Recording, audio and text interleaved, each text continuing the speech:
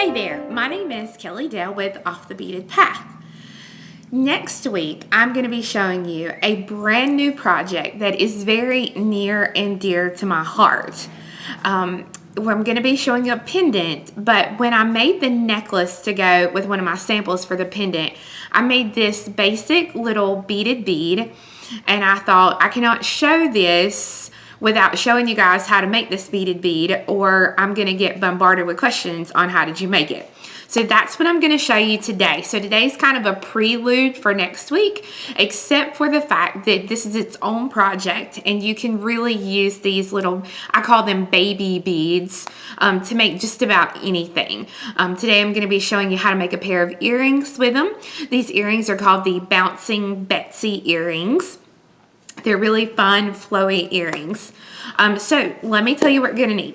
Today, you're going to need two, I call them tiny tassels or mini tassels. And I mean, they're babies, okay? So they're maybe an inch, inch and a half, so they're not big at all. We sell these on our website, offthebeadedpathbeadstore.com. You're going to need two 4mm rounds or bicones, 8 3mm bicones, and you can use any brand as long as you pick out bicones that are consistent in their shape and their size, because if they're not consistent, you're going to end up with a funky looking bead.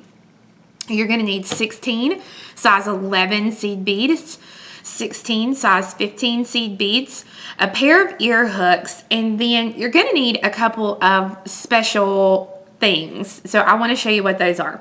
The first thing you're going to need are called fold over cord ends, and these are by the Bead company. And let me see here if I can get you. There we go. They're just little tiny cord ends, and you can see there on the picture what they are like. And there's the name of them again, but they're just fold over cord ends. They are used specifically with the Bead chain like this. Okay, so this actually is a chain kit. It comes with 6.56 feet of the chain, and then you get a dozen of the little crimp ends with this chain. We sell this, and we also sell packs of extras, because I don't know why they only give you a dozen of these. They also comes in gold. We do carry them in gold. The only thing that still blows my mind is that they have the chain kits, but they don't sell the extra crimps in the gold. So, I mean, that kind of blows my mind. I don't get that. The other thing you're going to need is a 1.5 by 1.5 crimp tube. I think actually on the pattern I messed up and put 1 by 1. But it's a 1.5 by 1.5. You're only going to need 2 of these. And then you're going to need 2 of these double loop bead tips. These come in a 24 pack. Let me put my hand behind them, see if you can see them a little bit better. There we go. And I'll show you some up close pictures of these as well as we get into doing the project. I'm going to be using a size 12 beading needle. And then it's going to take very, very little thread to do this. You're only going to need about maybe a yard, and that'll do both, and that's overestimating what you're gonna need. So go ahead and get your needle threaded, and then we'll get started. So here are the earrings I'm going to be showing you how to make today. I'm going to be showing you the basic little beaded beads, okay, and I call these baby beads because they're so small, but I'm going to be showing you how to make those, and then how to use the chain and the little crimp ends to make them into an earring. Now you can make these as long or as short as you want them. I mean, you could even put these beads on an eye pin or something. They don't have to be on chain like I have them. I just like them to be long and dangly, especially for the summer. So this is all 3 samples that I'll actually have in a kit. This one has beige tassels with golden shadow crystals and a really pretty like a matte rose gold, almost colored seed bead, and a Pacific opal crystal along the top.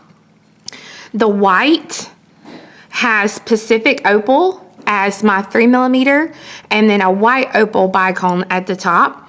And then the black, which I'm going to be doing for you today, is fuchsia AA bead crystals with the matte 11.0 and the really pretty, I can't remember what the 4mm on this one's called right this second, but you can see they're just really fun, and you can see the different lengths to them, and you get 3 inches of this chain, or no, 6 inches, so you really can make these as long or as short as you would like them. But to get started, I have my needle, and I'm going to be picking up an 11, a 3mm, an 11, and a 3mm. And I'm going to take these beads and I'm going to drop them down, and I'm going to go through all 4 of those beads one more time.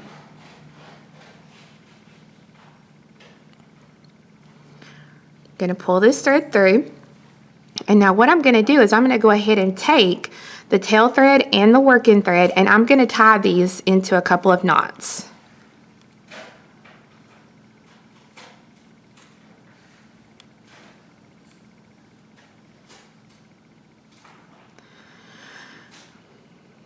All right, so I have added them and gone through them again. So technically I have reinforced this first loop. Now I'm going to come up through the 3mm right next to my knot, and I'm going to thread on an 11, a 3mm, and an 11. I'm going to come back up through this same bead again so that it makes a circle. And so now I have my next right angle weave box. Now, for every box that you add, make sure you reinforce it. Do not skip this step, or you are going to have a little flimsy bobble that is not going to look good. So make sure you go through and reinforce these beads again after every one that you add. So I'm back to where I started.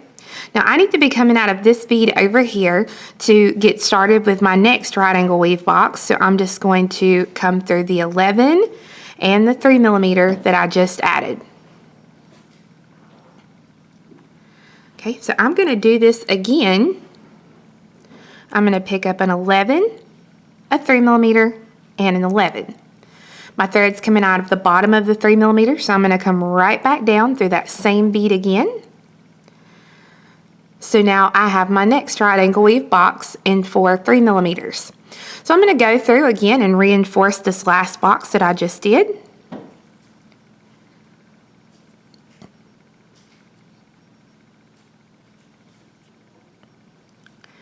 And as you can see, I'm keeping my fingers on them as I pull the thread through, and I'm doing this so that it keeps everything tight as I work. So I'm back to where I started. I need to be coming out of this bead over here to get to my next step. So I'm going to go through the 11 and the 3mm that I just added.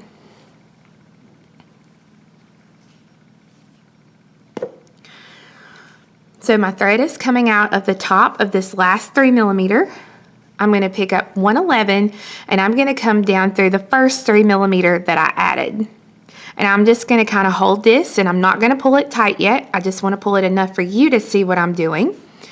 Then I'm going to pick up another 11, and I'm going to come up through the last 3mm that I added. Okay, so now when I pull this, okay, and I'm going to pull it tight, you can see it makes it into a little square bead. I'm going to go ahead and reinforce again this last little loop I made by going through the 11, the 3mm. Whoop, I'm taking my chain with me. The 11,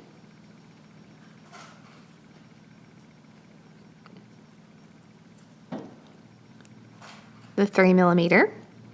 Whoop. Let me get back down here. Okay, why isn't it? There we go. And the 3mm, or I'm sorry, the 11 here at the top. So now you can see I have 4 11s. I'm going to put a little size 15 seed bead between these. So I'm going to pick up a 15 and go through the very next 11. Then a 15 and go through the next 11. a 15, go through the 11, and a 15, and go through the 11. And I'm going to go through these beads one more time to reinforce. Once you've gone through and you've reinforced all those beads again, you'll want to exit an 11, because now we're going to flip it around. You want to go up through a 3mm, right above where your thread's exiting, and then through an 11. And it doesn't matter if you go to the left or to the right, but you just have to continue in that direction. Now the same thing, I'm going to pick up a 15 and go through an 11. Pick up a 15 and go through an 11.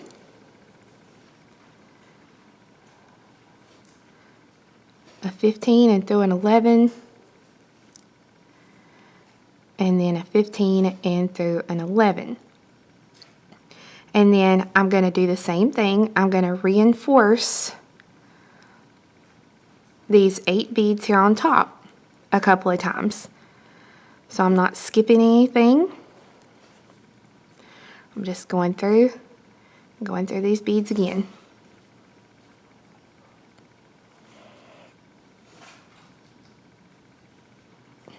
Now, you have 2 options at this point. Option number 1 is that you can stitch to where the little tail thread is, and you can tie these 2 threads together. And this is one way to get rid of your thread. Okay, the other way, once if you choose not to do that, the other way is to just stitch through your beads several times with a good bit of your thread, and then get rid of the thread just by cutting it off. It's completely up to you. It really doesn't matter what you choose to do, but either way will work. Okay, so I've got my little tiny bead here. I'm going to go ahead and I'm going to take my cutters and I'm going to cut those threads. And then I want to make another one. Once you have your both beads completed, then you're ready to start the construction of your earring. For me, I want these to kind of be long and dangly earrings. So I'm going to make sure that I cut mine to be a little bit longer. So I'm going to have my actual chain on this one to be about 2 inches. Okay, and then I'm going to cut another piece to match.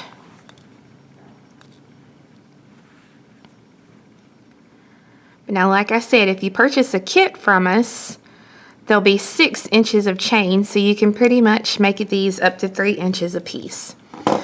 All right, so on the very end, we're going to be using the little tiny fold over crimps. If you look on the back of the Bead-A-Line packaging, they say to lay it on the chain, to fold the sides in, and then use your crimp pliers to actually crimp them a little bit. I will tell you that that's hard. I ain't gonna lie to you. It's really hard to do that and get it to work right, because these little side pieces are so small. When I pick it up, you can see they're really small. So what I found is easiest to do here in this situation is I use my crimp pliers. I put the chain in and then I press with my crimp pliers. I'm using the front hole first to press them just like that. Okay, so I'm using the little oval shaped hole. Now I'm going to go into the back hole and I'm going to press them with the back hole now. And you'll want to make sure that that's secure. Okay, and we have to do this with one end on both pieces. So again, I'm going to lay the chain in there. I'm going to put it in the front hole here. Let me get it situated. There we go. Okay, I'm going to put my chain in here. And I'm going to press my sides down. And then I'm going to put it in this back hole. And I'm going to press it with the back hole. And again, make sure they're secure. Okay. So now you can use and do the same thing on this end, but I'm going to do it a little bit differently. If you do it on both ends, let me find. Okay. If you do it on both ends, this is what it will look like. Here you can see the top, and then the bottom is actually cool because it's covered up with our little baby bead. But before we get there, we've got to go ahead and add our tassels. So the tassels are actually going to connect to the loops here on the bottom. So we'll take the little tiny tassel, and with the tiny tassel, they come on a jump ring. And so all you'll want to do is to find the cut and open up that little cut, and then thread on the loop and close that, making sure you get it good and closed. Okay, and I'm going to go ahead and do that to my other one as well here. And you may have to kind of move around to find the little cut there. But same thing, I'm just going to twist it open, add the loop, and twist it back closed. Now, I'm going to use my little tiny beads, and I'm going to thread them onto the chain. Now, when I get down here to where my crimp is, I'm going to kind of work my little beaded bead over the crimp. I don't want it to go all the way down here. I just want it to go over the crimp enough to hide most of what that crimp is going to look like.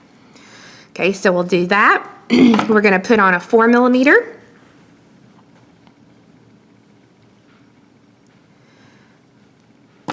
I tried a 3mm for this, but the 3 wouldn't go over the chain. The 4mm looks good there. So now I'm going to be using my 1.5 crimps and my double looped bead tip. So it'll actually go on first.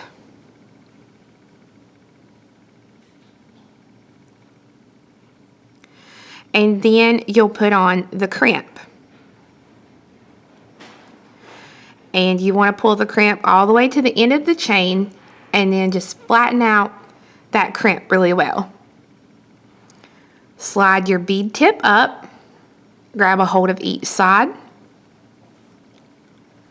And you can use your fingers for this, because all you're going to do is just press it together.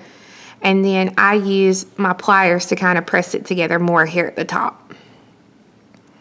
And if you get it a little off center, just fix it. So to me, that looks really nice and finished here at the top. You can do this here at the bottom as well. The only problem is you have to use a jump ring, you would just attach this straight to your little loop, and you would have the same look on the top and the bottom. So it's completely up to you and what you want to do here. Then you just attach your ear hook. Now for me right now, these are some of my favorite ear hooks. They're a larger size oval, and it has an open loop, so all I have to do is open it, attach the bead tip, and then close the loop. You can use any kind of ear hook as long as you can attach it. If it doesn't have an open loop here to attach, you can also use a jump ring to attach that. So you can see how easy that is to assemble. So again, one more time, I'm going to go ahead and put on my baby bead. And if you stitch this really tight, like you were supposed to, it'll be a tight fit, but that's what you want because you don't want this bead moving. So I've got that on there. Thread on the 4mm. I'm going to put my double tip on there. My crimp, and bring that little tiny crimp up and flatten it here at the top. And then it's just a matter of bringing my double tip loop up, press it together, and then attach it to my ear hook.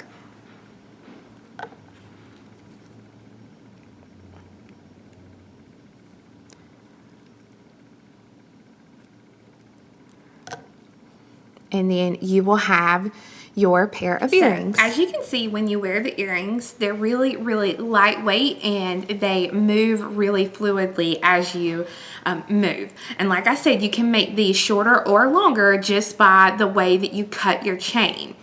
Now, we have everything that I showed you today on our website, which can be found at offthebeadedpathbeadstore.com, as well as the written pattern for these little baby beads if you're someone who does better with a pattern. Now, the beaded beads that I showed you today, these little baby beads, I'm going to use them again in my video next week for the necklace part of the pendant that I'm going to show you.